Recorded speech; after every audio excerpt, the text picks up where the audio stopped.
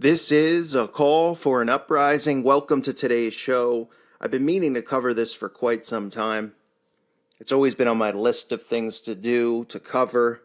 I haven't covered as many symbols lately as I wanted to, but that is the symbol of the rose.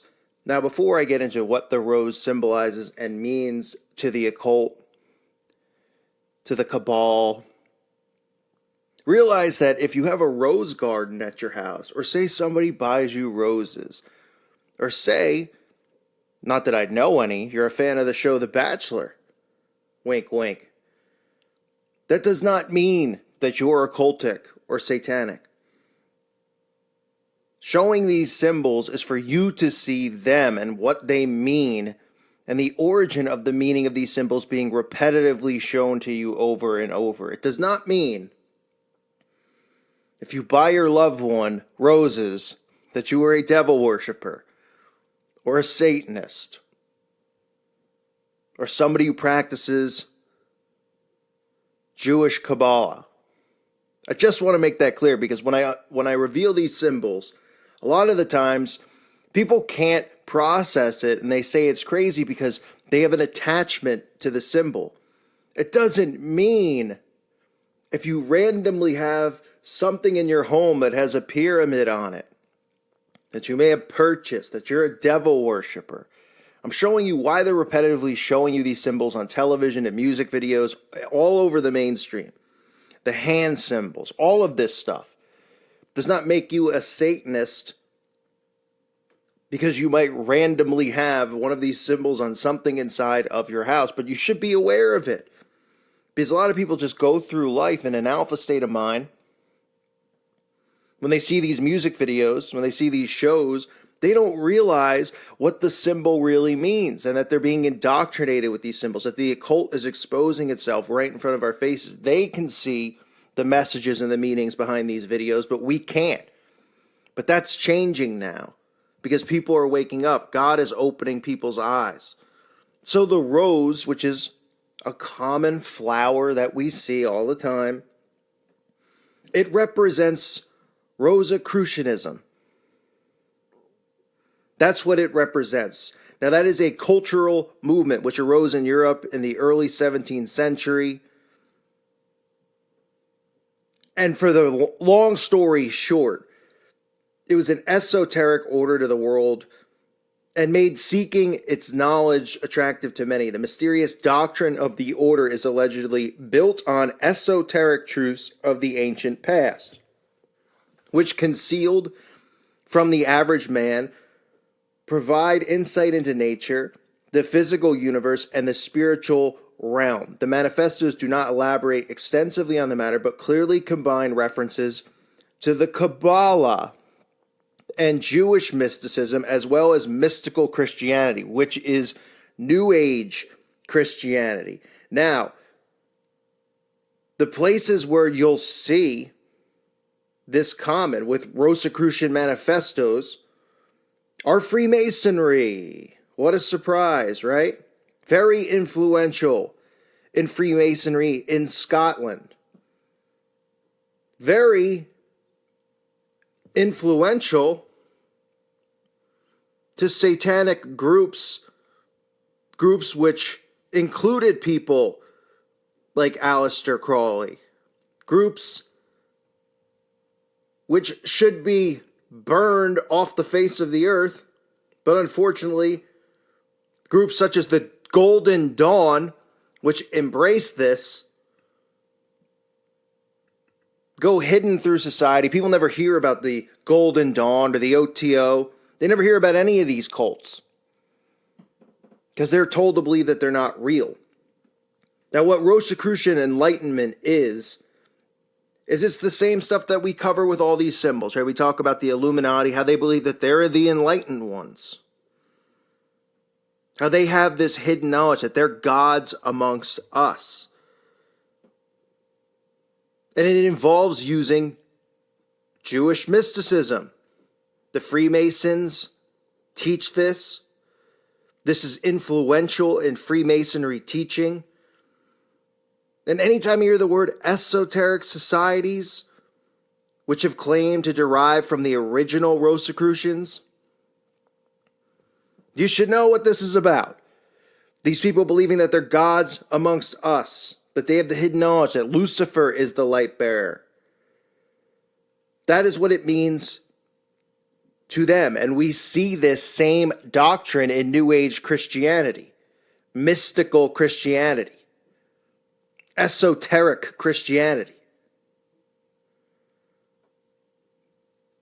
The rose, when we see it on TV, when it's used in music videos, which is always used,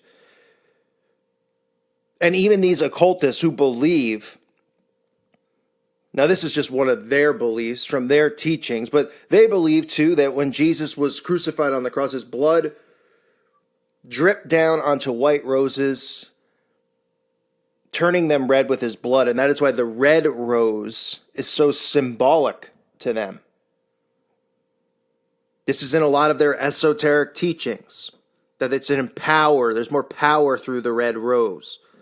But you'll see in a lot of videos, white roses turning to red roses, from white to red. But the rose in general this is what it symbolizes.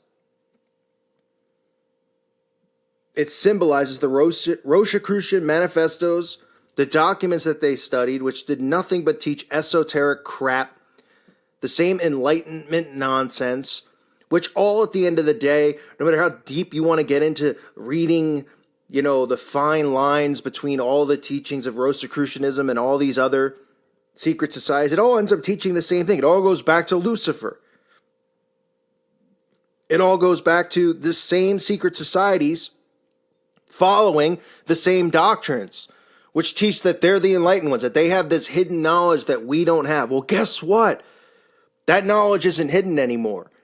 And those of us who are awake and aware, we don't want your hidden knowledge because it's crap. We have the real knowledge, but it's not hidden. And that's that Jesus Christ is King, that salvation can only be obtained through him, not through this stupid esoteric enlightenment movement. But all of these secret societies, not just Masonry, like I mentioned, which it's just deep-rooted and really just built off of, Freemasonry's built off of Rosicrucianism, but these other satanic societies, like I mentioned, are built off of it as well. The Golden Dawn, the OTO. And then we see modern groups today, even in Christian churches, which teach very similar things. Esoteric balance in the universe, universal teachings, New Age love garbage, nonsense. So that is why you see the rose used all the time in music videos, in movies, in shows. Listen, nothing to do. It's not these people getting together going, let's make it roses because roses are the prettiest flower.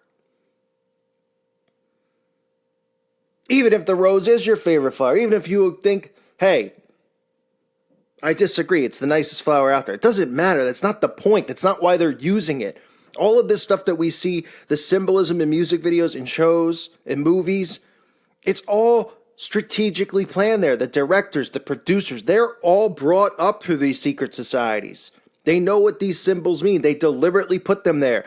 These people go and watch one another's movies. They understand the message. They understand the meaning. And most people go through these films, they don't even know what they're watching. They watch these music videos and they don't even know what they just watched. They go, oh, interesting. They can't decode it because they refuse to believe that these people speak in symbols and communicate in symbols. But it shouldn't surprise anybody that this symbol goes back to Freemasonry and the Kabbalah, because that's where magic and black magic goes back to, the Jewish Kabbalah, the Talmud, which people don't want to talk about, never talk about. You're not allowed to talk about it. And that's why they're covered and protected, so that you can't question the fact that they're practicing black magic and pretending that they're not. Pretending that they're practicing the Torah when they're not. It's all hidden. But really, it's all in plain sight. Because now you have the opportunity to find these things out and see these things for what they truly are. You could see how the world is being played, how they're pushing this type of stuff even through the Christian churches. With mystical Christianity, New Age Christianity, they're pushing the same teachings that go back to Rosicrucianism, the same teachings which go back through Freemasonry, in a sense, through the New Age, which is the Enlightenment movement, which is the New Age. So be aware of these things. And when you see roses popping up all the time, understand that sometimes maybe the rose has a different meaning. But most of the time, just like when we see the pyramids, the all-seeing eyes, the cubes, Saturn's cube, we see all this stuff. It's not just because they love these shapes and they love the pentagrams and the stars that we always see everywhere. It's because this is how they work. They speak and communicate through signs and symbols, like Confucius said, who was likely one of them, but the saying holds weight still today. Signs and symbols rule the world, not words or laws. I thank you for listening to today's show. Remember, if you have a rose garden, it doesn't mean you're satanic. If you happen to give a girl roses for Valentine's Day, doesn't mean you're an occultist. Just understand how they use these symbols and what they mean to them, and that's why you see them. And it's not a thing of randomness when they're placed in videos. They're placed in movies. That's how they work. That's how they operate. Again, I thank you for listening to today's show. God bless all of you and your families.